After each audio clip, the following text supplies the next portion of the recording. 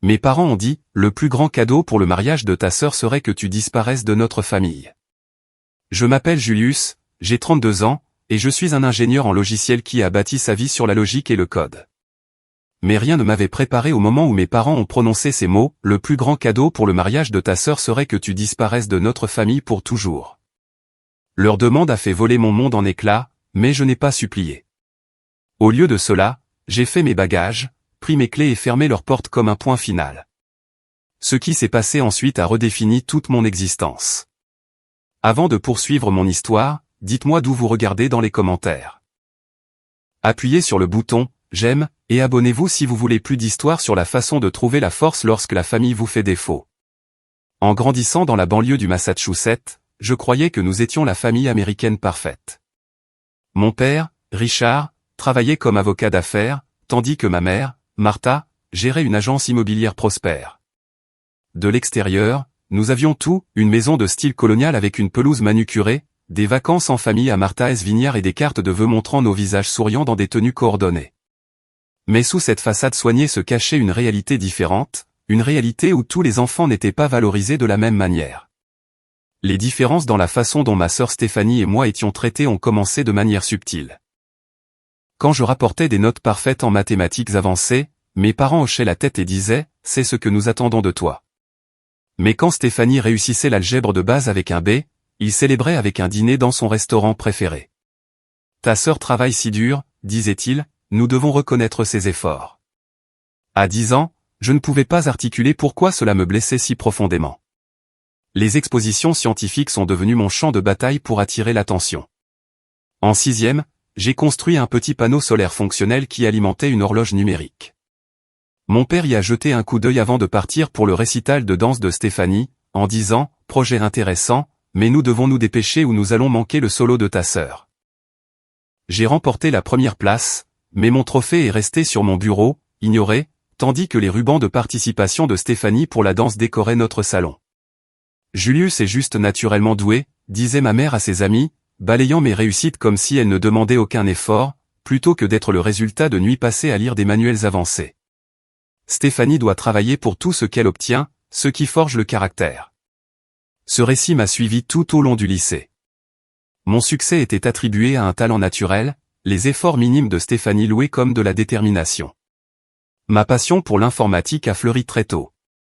À 14 ans, j'ai créé un programme rudimentaire qui aidait mon père à organiser ses dossiers clients. C'est bien, dit-il, mais tu devrais te concentrer davantage sur le club de débat ou le gouvernement étudiant, des choses qui te feront entrer dans une université de l'Ivy League. Quand j'ai exprimé mon intérêt pour une carrière en programmation, ma mère a soupiré. Les ordinateurs ne sont qu'une passade. Tu es destiné à quelque chose de plus prestigieux, comme le droit ou la médecine. L'année de terminale a apporté la décision universitaire qui allait creuser le fossé entre nous. Malgré mes scores parfaits au SAT et mon statut de major de promotion, j'ai choisi le programme d'informatique de l'Université d'État avec une bourse complète plutôt que de m'endetter massivement pour Cornell. Le jour où j'ai annoncé ma décision, le visage de mon père s'est décomposé. « Nous t'avons donné tous les avantages, dit-il. Et c'est ainsi que tu nous remercies, en manquant d'ambition. C'est le choix pratique, expliquai-je. La même éducation, sans dette. Et leur département de programmation est en fait mieux classé. Pratique, répéta ma mère avec déception. Ça a toujours été ton problème, Julius. Tu ne vises jamais plus haut. 2 ans plus tard, quand Stéphanie a choisi une université privée d'arts libéraux avec un classement médiocre et des frais de scolarité exorbitants, mes parents rayonnaient de fierté. Elle suit son cœur, disait-il, et tisse des liens avec les bonnes personnes. Ils n'ont jamais mentionné les paiements de scolarité qui mettaient à rude épreuve leurs finances, tandis que je travaillais à temps partiel pour couvrir mes dépenses minimes malgré ma bourse. Après l'obtention de mon diplôme, j'ai rejoint une start-up technologique et j'ai rapidement gravi les échelons. À 28 ans, j'avais développé un algorithme de sécurité breveté, gagné un revenu substantiel et acheté un appartement élégant dans le quartier de Back Bay à Boston. L'indépendance financière m'a éloigné des critiques de mes parents, mais je désirais toujours leur approbation d'une manière qui me gênait. Chaque promotion ou prime devenait une nouvelle occasion de les rendre enfin fiers. Ils restaient impassibles. Les ordinateurs, disait mon père avec un geste dédaigneux. C'est vraiment ce que tu veux faire toute ta vie ? Ton cousin Michael vient d'être promu associé dans son cabinet d'avocat. La dynamique a changé lorsque Stéphanie, après avoir enchaîné plusieurs emplois en marketing, a commencé à sortir avec Bradley Whitmore. Les Whitmore possédaient une chaîne d'hôtels de luxe et évoluaient dans les cercles sociaux que mes parents avaient toujours aspiré à rejoindre. Soudain, l'ascension sociale de mes parents est passée à la vitesse supérieure. La famille de Bradley connaît le gouverneur, mentionnait ma mère à chaque conversation. Sa sœur a fait la une du Boston Magazine dans la catégorie des étranges de moins de 30 ans. Le sous-entendu était clair, Stéphanie avait enfin fait quelque chose de bien, quelque chose de plus précieux que toutes mes réussites. Lors d'un rare dîner de famille célébrant ma promotion au poste de développeur senior, mon père m'a interrompu alors que j'expliquais l'expansion de notre entreprise pour demander « As-tu envisagé d'obtenir un titre qui sonne plus impressionnant ?» Développeur ne transmet pas vraiment l'autorité. Plus tard dans la soirée, alors que Stéphanie montrait des photos de son week-end à la maison du lac de la famille Whitmore, mes parents se sont penchés en avant, captivés. « Julius, dit ma mère sans détourner les yeux des photos, tu devrais laisser l'ami de Stéphanie, Taylor, te donner des conseils de mode. Les premières impressions comptent dans ce monde. » Cette nuit-là, en rentrant à mon appartement, j'ai réalisé une vérité douloureuse. Aucun succès ne serait jamais suffisant, car mes réalisations n'étaient pas dans la monnaie qu'ils valorisaient, le statut social, les relations et les apparences. Pourtant, une partie tenace de moi croyait encore que je pourrais finir par gagner leur respect à mes propres conditions. Je n'avais aucune idée à quel point cet espoir serait complètement anéanti, ni à quel point ce serait bientôt. L'annonce des fiançailles a eu lieu lors d'un dîner somptueux au Ristorante Milano, le genre d'endroit où les menus n'affichent pas les prix et où les serveurs parlent à voix basse. Mes parents avaient été mystérieusement insistants sur ma présence, m'appelant 3 fois pour confirmer que je prendrais un jour de congé. C'est une occasion familiale spéciale, avait souligné ma mère. Ta présence est non négociable. Je suis arrivé pour trouver toute la famille élargie de Bradley présente, parents, grands-parents, frères et sœurs, et même un oncle venu de Londres. Quand Stéphanie s'est levée, tapotant son verre en cristal, et que Bradley s'est agenouillé, présentant un diamant qui captait toutes les lumières de la pièce, je me suis senti sincèrement heureux pour elle, malgré notre relation compliquée. À ma sœur, dis-je pendant le tour des toasts, levant sincèrement mon verre. Que votre nouvelle vie ensemble vous apporte toute la joie que vous méritez. Chaque mot était sincère. Après le dîner, Bradley m'a approché au bar. Julius, dit-il en me tapant sur l'épaule avec une désinvolture étudiée. Stéphanie me dit que tu fais quelque chose avec les ordinateurs. Je suis ingénieur logiciel spécialisé en cybersécurité, répondis-je. Fascinant, dit-il, clairement désintéressé. Mon entreprise utilise un type en Inde pour notre site web. On économise une fortune. Il se pencha plus près. Entre nous, combien gagne réellement quelqu'un dans ta position, à la louche? Avant que je puisse répondre, il continua, parce que je pensais créer une fondation caritative pour les jeunes défavorisés intéressés par les métiers techniques. Ce serait peut-être quelque chose à quoi tu pourrais contribuer. La condescendance était indéniable. Dans le monde de Bradley, ma carrière était un métier technique, pas une profession nécessitant des diplômes supérieurs et des connaissances spécialisées. Je me suis excusé et j'ai trouvé ma mère en pleine conversation avec la mère de Bradley.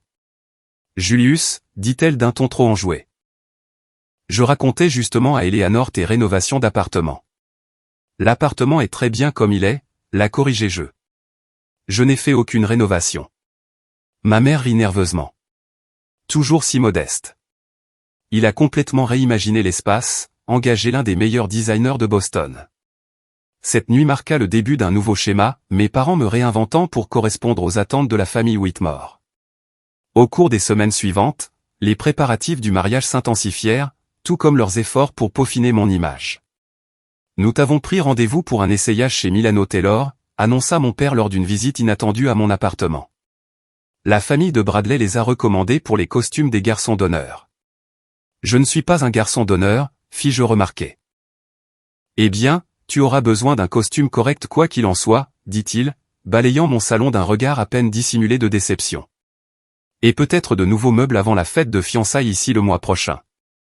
Une fête ici? C'est la première fois que j'entends parler d'organiser quoi que ce soit. Ton appartement est bien situé, intervint ma mère. Et nous pensions que ce serait bien de montrer aux Whitmore que toute notre famille a du goût. Elle insista sur le dernier mot en jetant un coup d'œil à mon canapé confortable mais ordinaire. La pression continua de monter. Ma mère m'envoyait des SMS quotidiens avec des suggestions, des recommandations de coupe de cheveux aux coachs vocaux qui pourraient m'aider à affiner ma présentation. Mon père m'envoyait des liens vers des montres de luxe qui feraient la bonne impression lors des événements du mariage. Puis vint le défilé de femmes. D'abord, ils invitèrent Caroline, la cousine de Bradley, à se joindre à notre dîner de famille. Un esprit si brillant, s'extasia ma mère par la suite. Elle termine son doctorat en histoire de l'art à Harvard. Tu ne l'as pas trouvée fascinante? Quand j'ai mentionné que nous avions peu en commun, ma mère soupira dramatiquement. Tu dois élargir tes centres d'intérêt, Julius. Personne ne veut entendre parler d'algorithmes informatiques toute la soirée. Vint ensuite Elisa, la fille du partenaire commercial de la famille de Bradley. Puis Victoria, qui siégeait à 3 conseils d'administration de charité prestigieux. Chaque présentation venait avec la même attente transparente, que je me transforme en quelqu'un digne de ces relations. La situation a atteint son paroxysme lors de la fête de fiançailles organisée dans un hôtel pas mon appartement, après mon refus. Stéphanie m'a pris à part pendant l'événement, son expression tendue. Tu ne peux pas faire un effort, siffla-t-elle. Les parents de Bradley ont remarqué que tu regardais ton téléphone pendant le toast de son père. J'ai reçu une alerte concernant une faille de sécurité potentielle au travail, expliquai-je. Je m'assurais que nos systèmes n'étaient pas compromis. C'est exactement de ça que parlent maman et papa, dit-elle. Tu ne comprends pas les priorités. Cette soirée est importante pour moi et tu penses au travail. Je comprends les priorités, répliquai-je. J'ai priorisé le fait d'être ici malgré une urgence professionnelle. Mais apparemment, ce n'est pas assez. Son visage s'adoucit momentanément. Julius, je veux que tu fasses partie de tout ça, mais tu rends les choses si difficiles quand tu refuses de faire un effort avec la famille de Bradley. Qu'est-ce qui compterait exactement comme faire un effort? Prétendre être quelqu'un que je ne suis pas?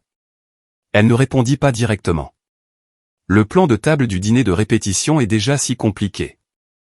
Bradley a 4 garçons d'honneur plus de la famille de l'étranger. L'implication flottait entre nous, je devenais un inconvénient logistique. 2 jours plus tard, j'ai reçu l'invitation de mariage, adressée uniquement à Julius Montgomery, +1. La même semaine, ma mère a mentionné nonchalamment que je n'avais pas été inclus dans les photos de fiançailles à cause de contraintes d'espace au studio. Puis est venue la nouvelle que l'enterrement de vie de garçon était réservé au cortège nuptial, et que le brunch familial était pour la famille immédiate et le cortège nuptial uniquement. Un par un, j'étais effacé des célébrations, présent seulement lorsque c'était absolument nécessaire et toujours avec l'instruction tacite de prendre moins de place, de parler moins souvent et de devenir en quelque sorte invisible tout en étant physiquement présent. Puis vint ce vendredi soir, 3 mois avant le mariage, où tout a finalement volé en éclats. Cette soirée a commencé de manière assez innocente, un autre dîner de famille, cette fois avec les parents de Bradley nous rejoignant chez mes parents. La conversation tournait autour de sujets sur le lieu du mariage, les projets de lune de miel à Bora Bora, et le dernier essayage de la robe de Stéphanie prévu pour la semaine suivante. Je participais quand c'était approprié, sinon, je me concentrais sur le rôti de ma mère, un rare repas fait maison dans sa campagne pour impressionner les Whitmore. Au moment du dessert, le père de Bradley, Harold, s'éclaircit la gorge. Richard, Martha, il y a quelque chose dont Eleanor et moi voulions discuter concernant la réception. Mon père se redressa immédiatement sur sa chaise. Bien sûr, absolument tout. Nous avons finalisé la liste des invités de notre côté, poursuivit Harold. Et comme vous le savez, j'ai invité plusieurs collègues du secteur hôtelier, dont 2 anciens gouverneurs et un sénateur. Des relations merveilleuses, acquiesça ma mère avec enthousiasme. Oui. Eh bien, Harold me jeta un bref regard. Certains de ces individus sont plutôt traditionnels, soucieux de leur image, dirons-nous. La température de la pièce sembla chuter. Je posai ma fourchette, soudain conscient que la conversation avait dévié vers quelque chose qui me concernait. Nous comprenons parfaitement, dit mon père rapidement, bien que rien d'explicite n'ait été dit. Eleanor Whitmore s'essuya les lèvres avec une serviette avant d'ajouter, nous avons toujours appris à Bradley que le caractère compte par-dessus tout, et nous ne jugeons certainement pas les gens sur la base de leurs choix non conventionnels. Un autre regard dans ma direction. Mais certains de nos invités pourraient ne pas être aussi ouverts d'esprit. De quoi parlons-nous exactement ici, demandai-je directement. Un silence gêné suivit jusqu'à ce que Bradley prenne la parole. Julius, ce n'est rien de personnel. C'est juste que certaines de ces personnes sont très importantes pour l'entreprise de ma famille, et elles ont certaines attentes sur le type d'événement que ce sera.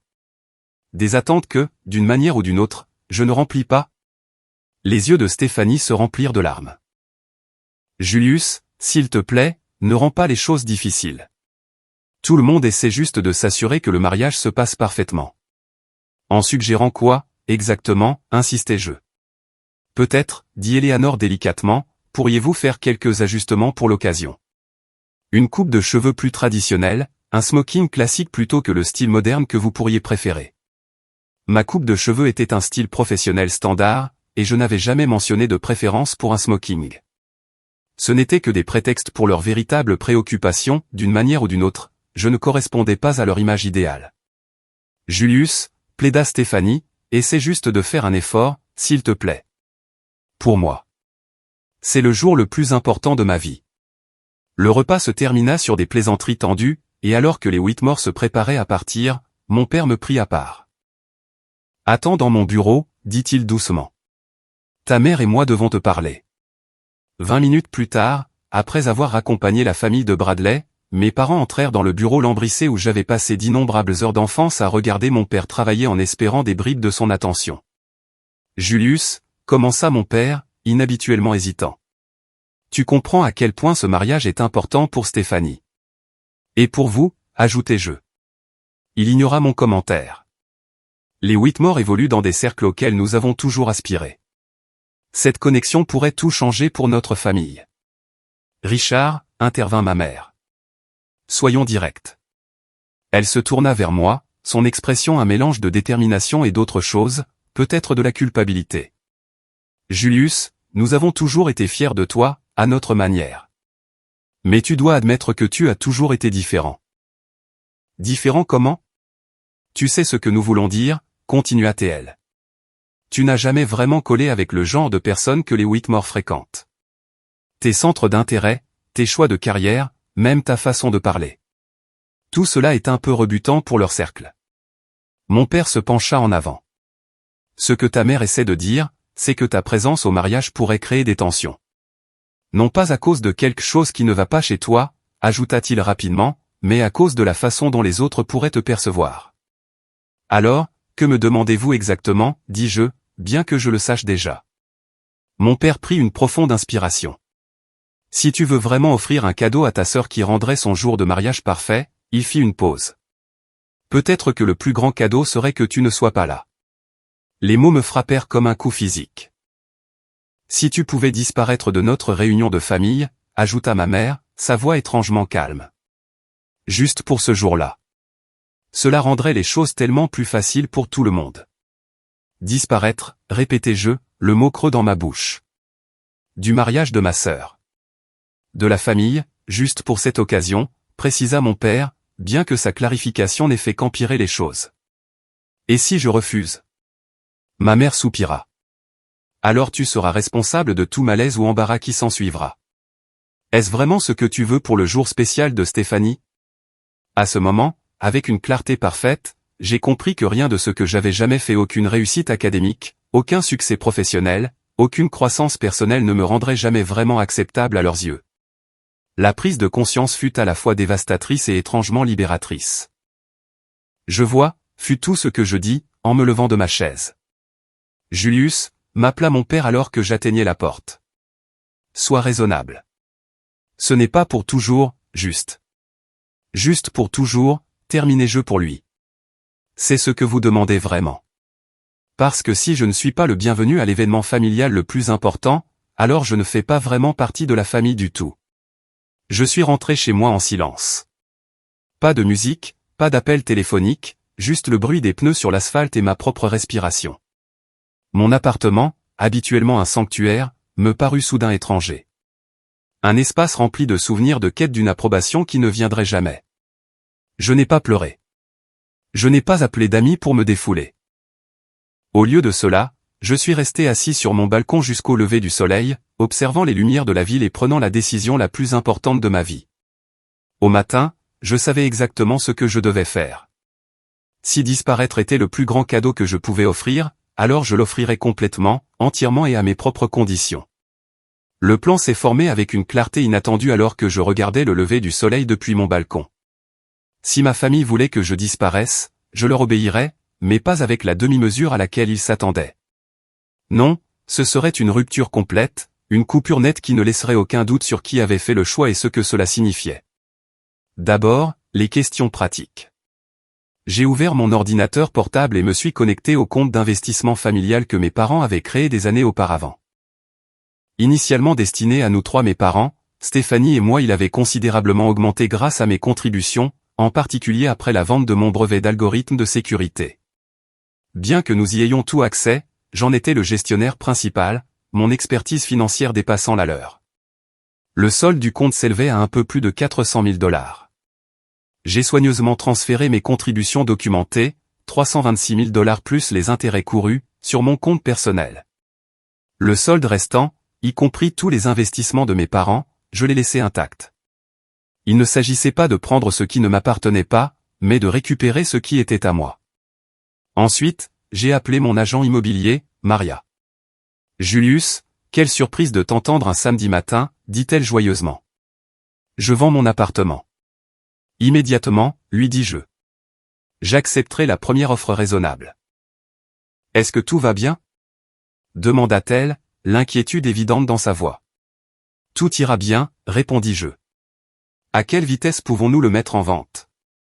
L'appartement que mes parents avaient utilisé comme vitrine, amenant des amis sans préavis, organisant de petites réceptions chaque fois qu'ils visitaient Boston, appartiendrait bientôt à quelqu'un d'autre. L'espace qu'ils avaient simultanément critiqué, un tel appartement de célibataire, et dont ils s'étaient vantés, dans l'un des quartiers les plus prestigieux de Boston, cesserait d'être leur accessoire social. Dès le lundi matin, l'appartement était en vente. Le mercredi, j'avais 3 offres. Le vendredi, j'en acceptais une légèrement au-dessus du prix demandé, avec une clôture sous 30 jours. La rapidité de la transaction correspondait à la clarté que je ressentais quant à ma décision. Pendant ce mois, j'ai méthodiquement déconnecté chaque fil qui me liait au réseau de ma famille. Je me suis retiré comme bénéficiaire des polices d'assurance vie de mes parents. J'ai officiellement démissionné de mon poste symbolique au conseil d'administration de la fondation caritative de mon père. J'ai retransféré mes actions avec droit de vote dans la société immobilière de ma mère à son nom. Chaque lien rompu me semblait enlever un poids que je ne réalisais pas que je portais. Chaque signature sur des documents légaux me donnait l'impression de récupérer un morceau de moi-même. La tâche la plus difficile fut de trier mes affaires. L'appartement qui m'avait semblé si minimaliste révéla soudain ses attachements cachés, des livres que mon père m'avait offerts avec des dédicaces qui, autrefois significatives, se révélaient maintenant performatives, des photos de famille où mon sourire n'atteignait jamais tout à fait mes yeux, des cadeaux de Noël qui reflétaient ce qu'il souhaitait que je sois plutôt que ce que j'étais réellement. Je n'ai emporté que ce qui comptait vraiment, mon matériel informatique, des vêtements que j'avais choisis pour moi-même plutôt que pour plaire aux autres, des livres qui avaient façonné ma pensée, et une petite boîte de souvenirs authentiques, le pompon de ma remise de diplôme, un galet d'une randonnée solitaire dans le New Hampshire, une carte d'anniversaire de Marcus qui disait simplement « Fier de te connaître ». Le reste, je l'ai donné ou vendu, me débarrassant des couches d'une vie construite autour de la quête d'une approbation qui ne viendrait jamais. Lors de ma dernière visite de l'appartement vide, mes pas résonnaient sur le parquet. La lumière du soleil entrait à flot par les fenêtres nues, illuminant des murs désormais dépouillés d'œuvres d'art et de souvenirs.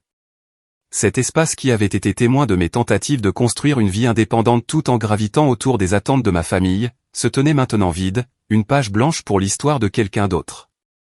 Je me suis tenu une dernière fois dans l'entrée, les clés lourdes dans ma main. Le symbolisme ne m'échappait pas. Ces clés avaient représenté la réussite, la stabilité et l'âge adulte. Maintenant, elles représentaient autre chose, l'incarnation physique des liens que je choisissais de rompre. Au bureau du gestionnaire immobilier, je les ai remises avec un étrange sens de la cérémonie. Lorsque la porte s'est refermée derrière moi, j'ai eu l'impression que c'était un point final, le point à la fin d'un chapitre que je n'avais pas réalisé devoir terminer. Cet après-midi-là, j'ai envoyé un bref email formel à mes parents. Comme demandé, je n'assisterai pas au mariage de Stéphanie. Pour m'assurer que ma disparition soit complète et ne cause aucune complication supplémentaire, j'ai pris des mesures pour me retirer des enchevêtrements financiers familiaux. Mon appartement a été vendu. Veuillez adresser toute communication nécessaire par l'intermédiaire de mon avocat, dont les coordonnées sont jointes. Je souhaite à Stéphanie tout le bonheur dans son mariage. Julius. Je m'attendais à une protestation immédiate, à des appels téléphoniques furieux ou à des demandes d'explications. Au lieu de cela, le silence s'est étiré pendant des semaines. Pas d'appel, pas de mail, pas de SMS me demandant où j'étais allé ou pourquoi j'avais pris des mesures aussi drastiques. Leur silence confirma ce que leurs paroles avaient suggéré, mon absence était en effet le cadeau qu'ils préféraient. Pendant ces semaines, j'ai systématiquement effacé mon empreinte numérique là où elle était connectée à ma famille. J'ai supprimé les comptes de médias sociaux qu'ils suivaient. J'ai changé mon adresse email et mon numéro de téléphone, ne fournissant les nouvelles coordonnées qu'à ceux en qui j'avais vraiment confiance. J'ai mis en place un renvoi de courrier vers une boîte postale pendant que je décidais où m'installer. Marcus fut la seule personne à qui j'ai tout raconté. Autour d'un dîner chez lui, à l'abri de tout lien familial, j'ai relaté toute l'histoire. Jésus, Julius, dit-il quand j'eus fini. C'est au-delà du dysfonctionnel. C'est de la violence psychologique. Vraiment, demandai-je, sincèrement incertain. Des années de normalisation avaient brouillé ma compréhension de ce qu'est une dynamique familiale saine. Oui, dit-il fermement. Des parents normaux ne demandent pas à leur enfant de disparaître, peu importe l'enjeu. Sa validation libéra quelque chose en moi, une respiration que je n'avais pas réalisé retenir. Pour la première fois depuis ce dîner, je me suis permis de pleurer, les épaules secouées par le chagrin de perdre non seulement mes liens familiaux actuels, mais aussi l'espoir qu'ils me verraient et m'accepteraient un jour vraiment. Marcus s'est assis à côté de moi, la main sur mon épaule, sans rien dire, car rien n'avait besoin d'être dit. Dans son soutien silencieux, j'ai trouvé plus de famille que je n'en avais jamais eu dans la maison où j'ai grandi. À l'approche de la date du mariage, j'ai reçu mon premier contact de la sphère familiale. Pas de mes parents ni de ma sœur, mais de mon cousin Tyler. Il raconte à tout le monde que tu as fait une dépression nerveuse et que tu avais besoin de te retirer de la vie publique, m'a-t-il texté. Juste pour que tu saches quelle version il raconte. Je l'ai remercié pour l'information, mais je me suis senti étrangement impassible. Leur histoire en disait plus sur eux qu'elle ne pourrait jamais en dire sur moi. Pour la première fois, je ne me suis pas senti obligé de corriger la version des faits ou de défendre ma réputation dans leur cercle social. Leur opinion, et celle de quiconque croirait une telle histoire sans poser de questions, n'avait plus d'importance. La veille du mariage, je me suis enregistré dans un petit chalet dans les bois du Vermont, à des kilomètres de tout service cellulaire ou Internet. Le symbolisme était intentionnel.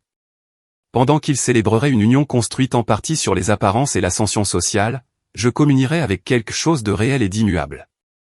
Debout sur le porche du chalet ce soir-là, regardant le coucher de soleil peindre les montagnes de teintes oranges et violettes, j'ai ressenti quelque chose d'inattendu, la paix. Pas le bonheur, pas encore, mais la certitude tranquille d'avoir fait le bon choix. Quoi qu'il advienne, ce serait construit sur la vérité plutôt que sur le faux-semblant, sur la réalité plutôt que sur l'apparence.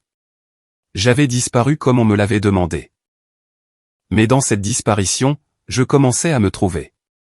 Le jour du mariage de Stéphanie, je me suis réveillé avant le lever du soleil dans le chalet du Vermont. Les montagnes étaient enveloppées d'une brume matinale, créant un paysage d'un autre monde qui correspondait à mon étrange état émotionnel. Aujourd'hui, ma sœur allait épouser un membre de la famille que mes parents avaient toujours aspiré à rejoindre, et je serais remarquablement absent, un fantôme au festin, présent uniquement dans les explications chuchotées sur la raison pour laquelle le frère de la mariée n'était nulle part en vue. J'ai passé la matinée à faire de la randonnée, forçant mon corps à gravir des sentiers escarpés jusqu'à ce que mes muscles brûlent et que la sueur trempe ma chemise malgré l'air frais. L'effort physique a empêché mon esprit de trop s'égarer dans des scènes imaginées du mariage, la marche fière de mon père au bras de Stéphanie, le sourire larmoyant de ma mère pendant les vœux, la chaise vide à la table familiale que personne ne reconnaîtrait. Dans l'après-midi, j'avais grimpé assez haut pour perdre complètement le service cellulaire. Assis sur un affleurement rocheux surplombant la vallée, j'ai ressenti une étrange sensation de légèreté. Pour la première fois de ma vie, j'étais complètement détaché des attentes, des obligations et des déceptions familiales. La sensation était à la fois terrifiante et exaltante. Alors que le soleil commençait sa descente, je suis retourné au chalet. Juste au moment où j'atteignais la clairière, j'ai vu une voiture familière garée à côté de la mienne. Marcus était venu de Boston. Il se tenait sur le porche, un pack de 6 bières artisanales dans une main et une boîte de pizza dans l'autre. Je pensais que tu ne devrais pas être seul aujourd'hui, dit-il simplement. Nous nous sommes assis sur le porche alors que le crépuscule s'installait sur la forêt, buvant de la bière et mangeant de la pizza dans un silence confortable. Finalement, Marcus a parlé. Tu veux savoir ce qui s'est passé, n'est-ce pas? J'ai hésité. Je n'en suis pas sûr. Si, tu le veux, insista-t-il doucement. Non pas parce que tu regrettes ta décision, mais parce que tu as besoin de tourner la page. Il avait raison. Bien sûr, la question avait plané aux confins de ma conscience toute la journée. Marcus a pris une longue gorgée de sa bière.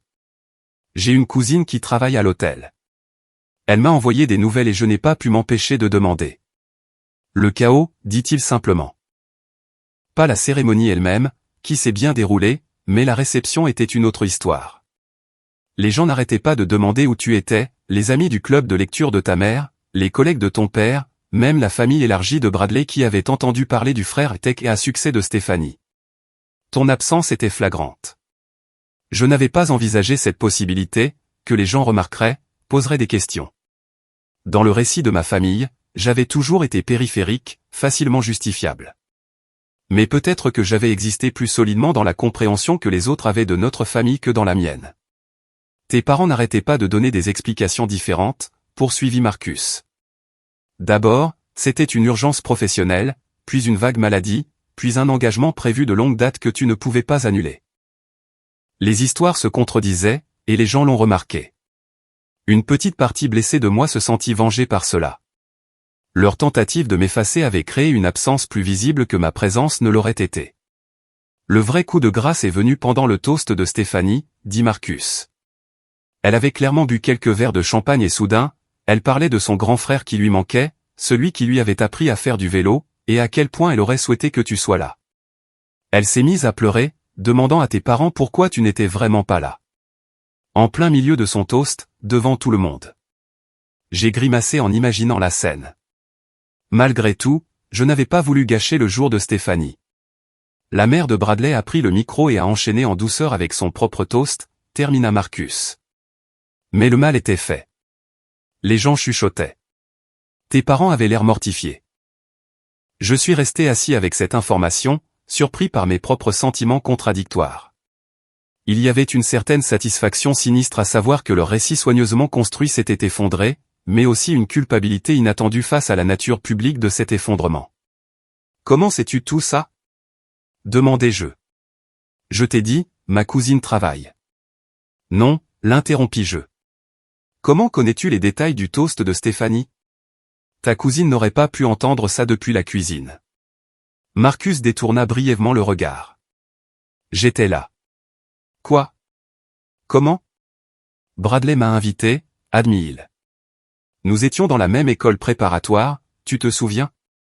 Quand il a découvert que j'étais ton meilleur ami, il m'a appelé et m'a demandé de venir. Je pense qu'il essayait d'avoir quelqu'un là-bas pour toi, en quelque sorte. Cette révélation m'a stupéfié. Bradley, que j'avais catalogué comme un autre mondain obsédé par le statut, avait montré plus de considération pour mes sentiments que mes propres parents. Est-ce qu'ils t'ont vu là-bas? Tes parents? Oh, oui, ricana Marcus. Ton père a failli s'étouffer avec son champagne. Ta mère a essayé de me coincer pendant le cocktail pour me soutirer des informations sur l'endroit où tu étais. J'ai fait l'ignorant. Nous sommes retombés dans le silence, regardant les étoiles apparaître une par une dans le ciel qui s'assombrissait. Le mariage devait être terminé maintenant. Stéphanie et Bradley devaient être en train de danser, de couper le gâteau, de se préparer à partir pour leur lune de miel. Mes parents devaient être en train de réseauter avec les relations de la famille de Bradley, transformant peut-être déjà le moment de ma sœur en leur propre opportunité d'ascension sociale. Et moi, j'étais ici, sous le vaste ciel du Vermont, sentant les premières vrilles fragiles de la liberté prendre racine. Et maintenant, demanda finalement Marcus. Maintenant, dis-je, je construis quelque chose de nouveau. Les semaines qui suivirent le mariage se déroulèrent dans un étrange calme suspendu. Je suis resté dans le Vermont, prolongeant la location de mon chalet de mois en mois pendant que je réfléchissais à la suite. Le produit de la vente de mon appartement me donnait une marge de manœuvre financière, et mon entreprise a accepté de me laisser travailler à distance temporairement. Puis, 17 jours après le mariage, le silence s'est rompu. mon téléphone, le nouveau numéro que seule une poignée de personnes avaient, s'est allumé avec un SMS de Tyler. Attention, le barrage a cédé. Attends-toi à être contacté. En quelques heures, ma boîte de réception de courriel a été inondée. D'abord, tante Patricia, Julius, quel que soit le désaccord que tu as avec tes parents, manquer le mariage de ta seule sœur est impardonnable. Puis, oncle Henri, ton comportement a jeté la honte sur toute la famille. Tes parents méritent mieux. Cousins, amis de la famille, même la colocataire d'université de ma mère, tous exprimant leur choc et leur déception face à ma décision, égoïste et immature. Aucun d'entre eux ne savait ce qui s'était réellement passé. Aucun d'entre eux n'avait pris la peine de demander. Le lendemain, le premier contact direct est arrivé, un courriel de mon père. Julius, ton acte de disparition théâtrale a eu l'effet désiré, un embarras maximal pour ta mère et moi. Si ton intention était de nous punir pour avoir suggéré un accommodement mineur pour le jour spécial de ta sœur, tu as réussi au-delà de toute mesure. Les Whitmore ont été compréhensifs, mais nous ne nous remettrons peut-être jamais des dommages causés à d'autres relations importantes. Tu es allé beaucoup trop loin. Vendre ton appartement, te retirer des comptes familiaux. Ce sont les actions de quelqu'un qui fait une dépression, pas d'un adulte rationnel. Nous attendons que tu répondes à ce courriel immédiatement avec ton adresse et ton numéro de téléphone actuel. Ce caprice enfantin a assez duré. Papa. Ces mots révélaient tout. Aucune reconnaissance du fait qu'il m'avait dit de disparaître pour toujours. Aucune reconnaissance qu'il m'avait rejeté, et non l'inverse. Aucune excuse, juste de la colère parce que j'avais pris leurs paroles au sérieux et agi en conséquence. Je n'ai pas répondu. 3 jours plus tard, ma mère a essayé. Cher Julius, nous sommes inquiets pour ton bien-être. Cette réaction extrême suggère que tu pourrais rencontrer des problèmes de santé mentale. Nous ne voulons que ton bien et pouvons te recommander plusieurs excellents thérapeutes à Boston. Stéphanie est dévastée par ton absence. Elle est rentrée plus tôt de sa lune de miel parce qu'elle était trop bouleversée pour profiter de Bora Bora. Est-ce cela que tu voulais? S'il te plaît, rentre à la maison pour que nous puissions en discuter en famille. Quel que soit le malentendu, je suis sûr que nous pouvons le surmonter ensemble. Amour, maman. Le gaslighting était si transparent qu'il en aurait été risible s'il n'avait pas été si douloureux. La suggestion que j'avais, mal interprétée, leur demande explicite de disparaître. L'implication que ma réaction indiquait une instabilité mentale plutôt qu'un respect de soi. La manipulation émotionnelle concernant Stéphanie. Tout cela était si familier. Je n'ai pas non plus répondu à ce courriel. Finalement, Stéphanie elle-même m'a contacté. Julius, je ne comprends pas ce qui se passe. Maman et papa ne me donnent pas de réponse claire sur la raison pour laquelle tu as manqué mon mariage. Ils n'arrêtent pas de dire que tu traverses une période difficile, mais sans plus de détails. Quoi qu'ils aient fait ou dit, je suis désolé. Je sais comment ils peuvent être. Mais mon frère me manque. S'il te plaît, parle-moi. Steph. Son message m'a fait hésiter. Il y avait une confusion authentique, suggérant que nos parents ne lui avaient pas parlé de notre conversation de cette nuit-là. Peut-être qu'elle ne savait vraiment pas ce qui s'était passé. Après mûre réflexion, j'ai envoyé une brève réponse. Stéphanie, demande-leur ce qu'ils m'ont dit être le plus grand cadeau que je pouvais t'offrir pour ton mariage. Demande-leur directement et insiste sur une réponse honnête. Je suis heureux que tu aies trouvé le bonheur avec Bradley. Julius. Je n'ai plus eu de ces nouvelles pendant 2 mois. Pendant ce temps, par l'intermédiaire de Tyler, j'ai appris le drame familial en cours. Les Whitmore, loin d'être compréhensifs au sujet de mon absence, avaient été profondément mal à l'aise avec les explications contradictoires. Le père de Bradley avait directement demandé au mien s'il y avait des problèmes de santé mentale dans la famille dont il devrait être au courant. Les tentatives de mes parents de s'intégrer dans le cercle social des Whitmore s'étaient enlisées, plusieurs invitations ne se matérialisant mystérieusement pas. Plus surprenant encore, Stéphanie avait apparemment commencé à défier nos parents comme elle ne l'avait jamais fait auparavant. Selon Tyler, elle les avait confrontés lors d'un dîner de famille, exigeant de savoir exactement ce qu'ils m'avaient dit. Quand ils ont minimisé leurs paroles, elle est partie en claquant la porte la première fois qu'elle les défiait ouvertement.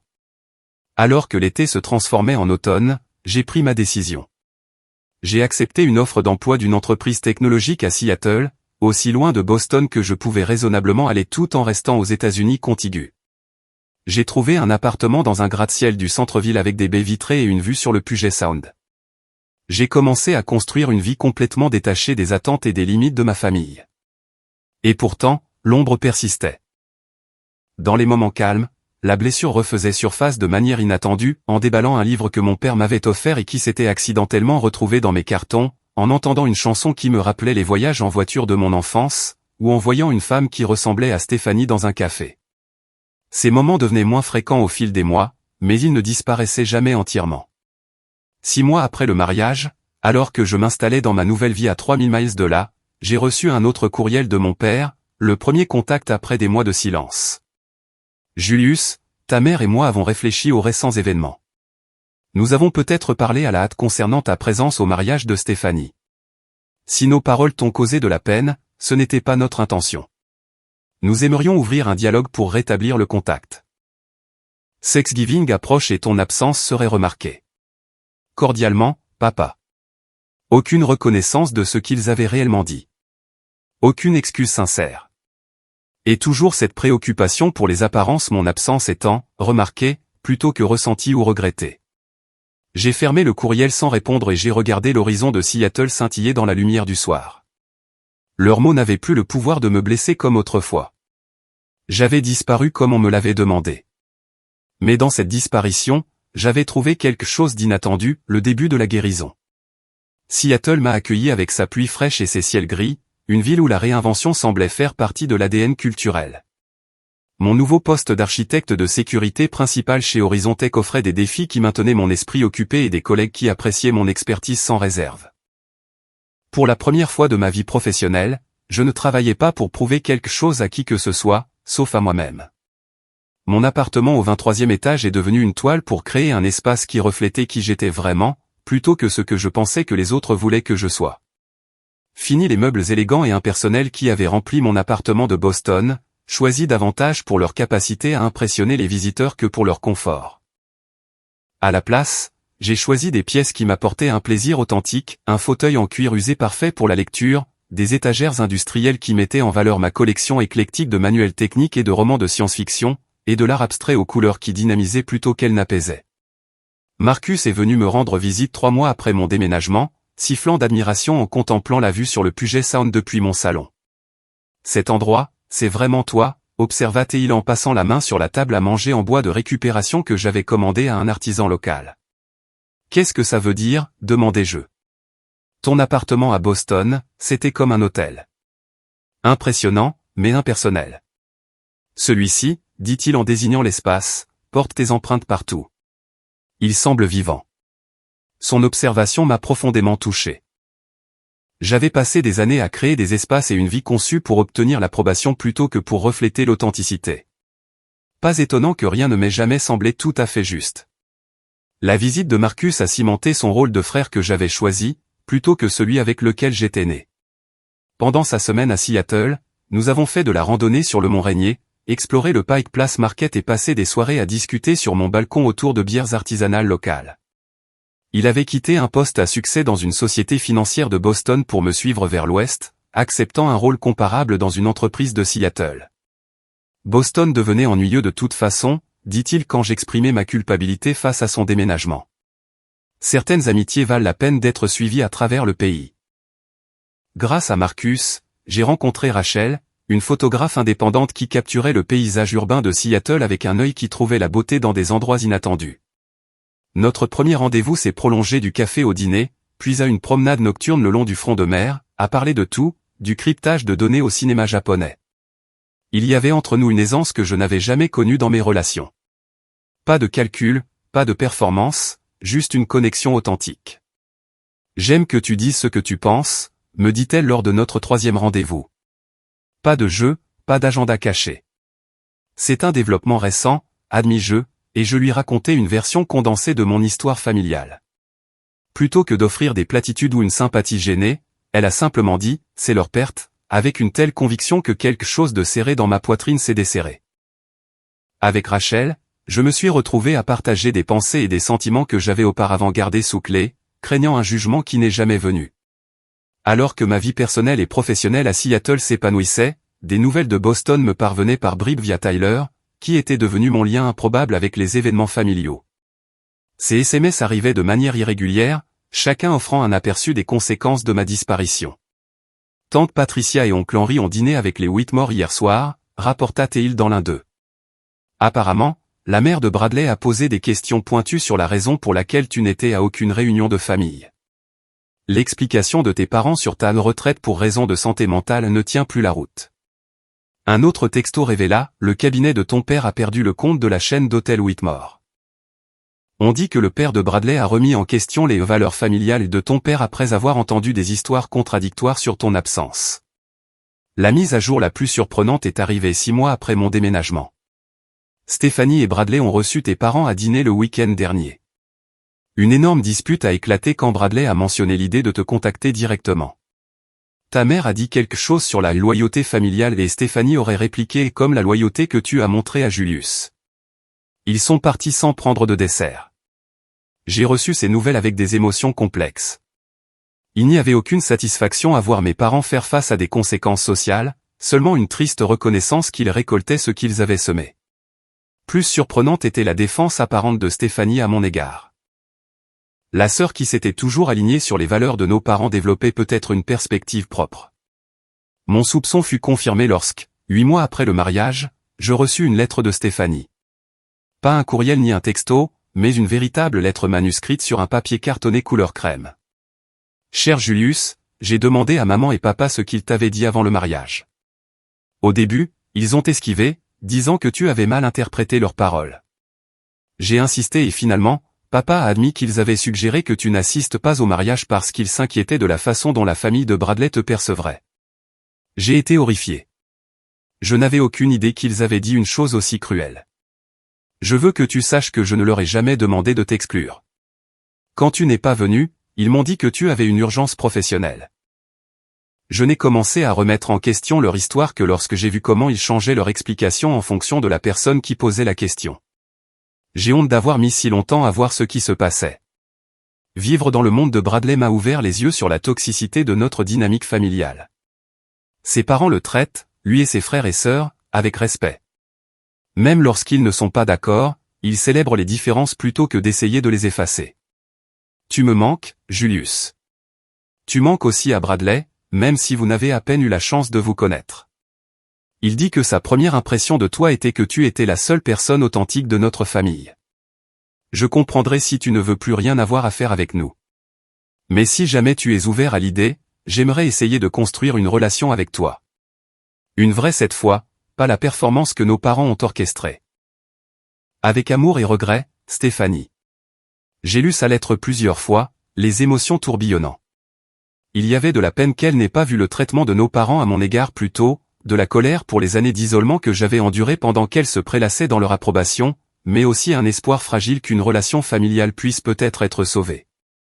Après des jours de réflexion, j'ai répondu par un bref courriel accusant réception de sa lettre et suggérant que nous procédions lentement. La confiance, écrivis-je, une fois brisée, ne peut être reconstruite que progressivement. Notre reconnexion prudente a commencé par des SMS occasionnels, puis des appels téléphoniques toutes les quelques semaines. Stéphanie a partagé son propre parcours de prise de conscience de la façon dont les valeurs de nos parents avaient façonné ses perceptions et ses choix, souvent à son détriment. Je pense que j'étais si dur avec toi en grandissant parce que j'étais jalouse, a-t-elle admis lors d'un appel. Tu semblais toujours si sûr de toi, si clair sur ce que tu voulais. Moi, j'essayais juste d'être ce qu'il voulait que je sois. Je n'étais pas sûr de moi, la corrigeai-je. J'étais juste plus disposé à les décevoir pour être fidèle à moi-même. Alors que l'hiver se transformait en printemps à Seattle, j'ai commencé à voir un thérapeute spécialisé dans les traumatismes familiaux. Le docteur Rivera m'a aidé à reconnaître des schémas dont je n'étais pas conscient, la recherche constante d'une approbation que je ne recevrais jamais, la croyance intériorisée que j'étais en quelque sorte fondamentalement inacceptable, l'habitude de diminuer mes propres besoins pour accommoder les autres. Vous n'avez pas seulement quitté une situation familiale toxique, a-t-elle observé lors d'une séance. Vous avez rejeté un faux récit sur votre propre valeur. C'est incroyablement difficile et incroyablement courageux. Grâce à la thérapie, j'ai commencé à comprendre que ma décision de disparaître n'avait pas été seulement une réaction de colère, mais une étape nécessaire à ma propre guérison. Ce qui m'avait semblé être une destruction était en fait le défrichage d'un terrain pour une nouvelle croissance. Pendant ce temps, Rachel était devenue une partie essentielle de ma nouvelle vie. Contrairement aux relations précédentes où j'avais soigneusement organisé ma présentation pour être ce que je pensais qu'un partenaire voulait, avec Rachel, j'étais simplement. Elle a emménagé dans mon appartement 10 mois après notre rencontre, ajoutant ses livres de photographie à mes étagères et sa collection d'appareils photo vintage à mon bureau. Je n'aurais jamais pensé vivre au 23e étage au-dessus du sol, a-t-elle plaisanté en déballant ses affaires. Mais je te suivrai jusqu'à la lune si c'est là que tu décidais de t'installer. La certitude désinvolte de son affection me surprenait encore parfois, la façon dont elle me trouvait digne d'amour sans condition ni qualification. À l'approche du premier anniversaire de mon départ de Boston, j'ai reçu une autre communication inattendue, une véritable lettre manuscrite de mon père. Le poids formel de son papier à lettres et de son encre de stylo plume contrastait fortement avec le contenu étonnamment vulnérable. Cher Julius, un homme atteint un certain âge et commence à évaluer l'œuvre de sa vie. J'ai toujours été fier de mes réalisations professionnelles, du respect de mes collègues, de l'héritage que j'ai bâti dans le monde juridique. Ce que je n'ai pas pris en considération jusqu'à récemment, c'est l'héritage que je construisais au sein de ma propre famille. Stéphanie a clairement fait savoir que ton absence à son mariage n'était pas ton choix, mais le résultat direct des mots que ta mère et moi avons prononcés, des mots dont j'ai profondément honte maintenant. Il n'y a aucune excuse pour dire à son enfant que sa disparition serait un cadeau. Aucune. Je pourrais tenter d'expliquer la pression que nous ressentions de la part des Whitmore, les aspirations sociales que nous avions fondées sur cette connexion, mais toute explication ne ferait qu'aggraver la faute. Je t'ai manqué en tant que père. J'ai manqué de voir tes forces uniques, de célébrer ton chemin individuel, de fournir l'amour inconditionnel qui est l'obligation la plus sacrée d'un parent. Si tu es disposé, j'aimerais avoir l'opportunité de m'excuser en personne. Je comprendrai si tu refuses. Ce que j'ai fait est peut-être impardonnable. Mais je veux que tu saches que je reconnais la gravité de mon erreur, et que j'en porte le regret quotidiennement. Ton père, Richard Montgomery. La lettre est restée sur ma table basse pendant des semaines. Je l'ai relue à plusieurs reprises, cherchant les sous-entendus manipulateurs que j'en étais venu à attendre des communications de mon père. N'en trouvant aucun, je me suis retrouvé face à la possibilité déroutante qu'il puisse regretter sincèrement ses actions. Après mûre réflexion et plusieurs discussions avec le docteur Rivera, j'ai décidé de faire un pas soigneusement mesuré. Je ne retournerai pas à Boston, mais j'autoriserai une brève rencontre la prochaine fois que je visiterai la côte et pour le travail. Quand cette opportunité s'est présentée, j'ai suggéré de rencontrer Stéphanie et mon père, mais pas ma mère, qui n'avait fait aucune ouverture similaire, dans un lieu neutre, un restaurant à Cambridge, loin de la maison familiale et des scènes de conflits précédents. La rencontre fut fixée pour mai, 13 mois après que j'eus tourné le dos à ma vie d'avant. À l'approche de la date, je ressentais un calme étrange. Quoi qu'il arrive, je n'étais plus la même personne qui avait désespérément cherché l'approbation de personnes peu disposées à la donner. J'avais disparu comme on me l'avait demandé, mais dans cette disparition, j'avais enfin commencé à apparaître pleinement à moi-même. Le restaurant de Cambridge était mon choix délibéré, un établissement haut de gamme, de la ferme à la table, où mon père se sentirait à l'aise, mais qui ne portait aucune histoire ni association pour aucun d'entre nous. Je suis arrivé en avance, choisissant une table d'angle qui offrait de l'intimité sans isolement. Le maître d'hôtel m'a conduit à ma place avec un signe de tête respectueux, et j'ai commandé de l'eau pétillante en attendant, étrangement calme malgré l'ampleur de la rencontre à venir. Stéphanie est arrivée la première, élégamment vêtue, mais avec une nervosité dans ses mouvements qui me rappelait notre enfance, comment elle s'agitait avant un récital de piano, terrifiée de décevoir nos parents. Nous nous sommes brièvement étreints, le geste encore peu familier après des années de distance familiale, suivi de mois de reconnexion prudente par téléphone et SMS. Tu as l'air bien, dit-elle en étudiant mon visage. Heureux. Je le suis, répondis-je simplement. Seattle me convient. Plus que Boston ne l'a jamais fait, reconnut-elle avec une perspicacité surprenante. Notre père est arrivé 5 minutes plus tard, et j'ai été frappé de voir à quel point il avait vieilli en 13 mois depuis notre dernière rencontre. Ses cheveux étaient devenus complètement gris et de nouvelles rides marquaient son visage. Il s'approcha de notre table avec une hésitation inhabituelle, la démarche assurée de l'avocat à succès ayant disparu. « Julius, dit-il, la voix légèrement cassée. Merci d'avoir accepté. » Nous nous sommes installés dans une conversation gênée sur des sujets neutres, la réputation du restaurant, le printemps anormalement chaud, mon vol depuis Seattle. L'échange superficiel a continué pendant l'entrée. Aucun de nous n'était tout à fait prêt à aborder l'éléphant dans la pièce. Finalement, alors que nos plats principaux arrivaient, mon père posa sa fourchette et prit une profonde inspiration. « Je te dois des excuses, dit-il, la voix stable mais contenue. Ce que ta mère et moi t'avons dit avant le mariage de Stéphanie était impardonnable. Nous avons priorisé les apparences sociales au détriment de notre propre fils. Il n'y a aucune justification à cela, et je n'essaierai pas d'en offrir une. » La franchise de sa reconnaissance m'a surpris. Je m'attendais à des équivoques, peut-être à une tentative de minimiser ou de recadrer leurs paroles. Au lieu de cela, il a continué avec une honnêteté sans faille. Nous avions tort sur tant de choses, Julius. Tort de valoriser l'approbation des Whitmore plus que ta présence. Tort de traiter tes réussites comme étant en quelque sorte inférieures à un succès conventionnel. Tort d'essayer de te modeler en quelqu'un que tu n'étais pas destiné à être. Pourquoi maintenant, demandai-je. Qu'est-ce qui a changé? Il jeta un coup d'œil à Stéphanie avant de répondre. Plusieurs choses. La réaction des Whitmore, pour commencer. Le père de Bradley m'a convoqué dans son bureau la semaine après le mariage et m'a demandé sans détour, quel genre de père exclut son fils du mariage de sa fille. Apparemment, Bradley lui avait dit la vérité après que Stéphanie se soit confiée à lui. Il n'aurait pas fallu un jugement extérieur pour que tu reconnaisses que tes actions étaient mauvaises, fis-je remarquer. Non, il n'aurait pas fallu, admit-il. Mais ce n'était que le début. Après que tu aies disparu, vraiment disparu, j'ai commencé à réfléchir à ce que nous avions perdu. Pas l'appartement que tu as vendu ou les liens financiers que tu as rompus, mais toi. Ta perspective, ton intégrité, ton refus de compromettre ton authenticité malgré une pression immense. Stéphanie tendit la main sur la table pour toucher la mienne. Julius, quand j'ai découvert ce qu'il t'avait dit, tout a changé pour moi. J'ai commencé à voir toute notre enfance différemment. Comment il t'avait toujours traité comme si tu étais en quelque sorte déficient, alors que tu étais simplement différent de ce qu'il voulait. Ça m'a fait remettre en question toutes les valeurs qu'il m'avait inculquées. Ton absence a créé un vide qui nous a forcés à nous examiner, ajouta mon père. Et ce que nous avons vu était profondément inconfortable. J'absorbais leurs paroles, cherchant la piqûre familière de la manipulation, mais trouvant à la place ce qui semblait être un remords sincère. Pourtant, des années de conditionnement me rendaient méfiant. J'apprécie les excuses, dis-je prudemment. Mais les mots sont relativement faciles. Vous m'avez dit de disparaître de la famille pour toujours. J'ai pris cela au sérieux et j'ai construit une nouvelle vie à l'autre bout du pays. Cela ne peut pas être défait avec une seule conversation. Nous ne nous attendons pas à ce que ce le soit, dit mon père. Je ne demande pas le pardon ni que les choses redeviennent comme avant. C'est impossible. Et franchement, les choses n'allaient pas bien avant. J'espère simplement que nous pourrons commencer à construire quelque chose de nouveau, de plus sain, avec des limites appropriées et le respect de qui tu es vraiment.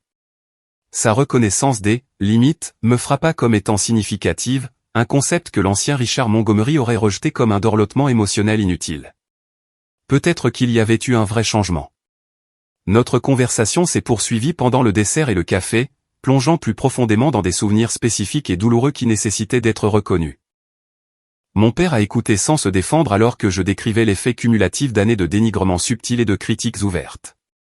Stéphanie a partagé ses propres prises de conscience sur la façon dont elle avait été complice de la dynamique familiale, s'alignant souvent avec nos parents contre moi pour assurer sa propre position de « bon enfant ».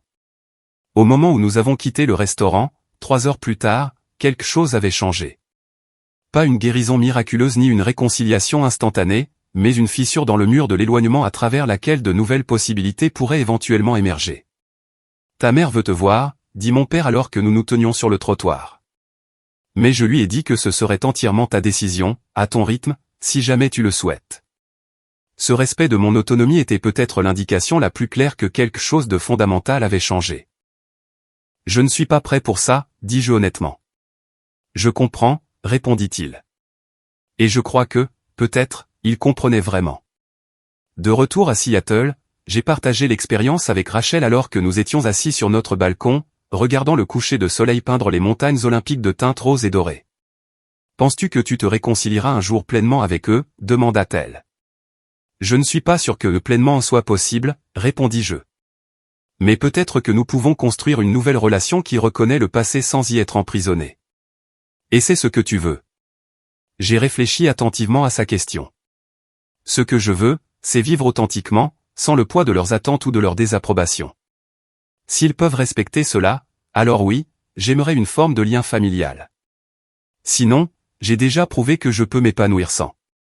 Rachel me serra la main. C'est la différence maintenant. Avant, tu avais besoin de leur approbation. Maintenant, tu es prêt à accueillir leur présence, mais seulement à des conditions qui honorent qui tu es vraiment. Sa perspicacité a cristallisé quelque chose d'important. Ma disparition n'avait pas seulement été un acte de rupture, mais de réappropriation de soi. En m'éloignant, j'avais trouvé le courage de me définir selon mes propres termes. Au cours des mois suivants, de nouvelles connexions timides se sont formées. Les appels téléphoniques hebdomadaires avec Stéphanie se sont transformés en un véritable soutien fraternel. Les courriels occasionnels avec mon père se concentraient principalement sur des sujets neutres, mais s'aventuraient parfois sur un terrain plus significatif. Aucun contact avec ma mère, qui restait incapable ou peu disposée à reconnaître son rôle dans ce qui s'était passé. 6 mois après notre rencontre à Cambridge, Stéphanie et Bradley sont venus à Seattle, leur montrant ma nouvelle vie. Mon appartement avec ses vues spectaculaires, mon bureau chez Horizon Tech où j'étais maintenant un cadre supérieur respecté, les lieux locaux où j'étais connu par mon nom, tout cela donnait l'impression de boucler un cercle. Ils ont rencontré Rachel et nous avons passé un week-end à 4 à explorer la ville et la beauté naturelle environnante.